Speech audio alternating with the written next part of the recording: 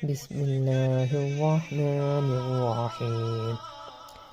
میں نے اسلام کو نہ چھوڑا، میری ماں نے کھانا پینا ترک کر دیا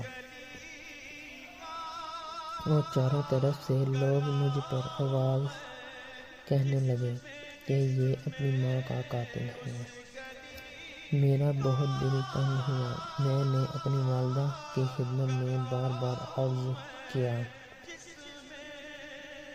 شامدہ کی سمجھایا کہ خدا کے لیے اپنی ضد سے باز آ جاؤ، یہ تو ناممکن ہے کہ میں دین محمد صلی اللہ علیہ وسلم اللہ کو چھوڑ دوں۔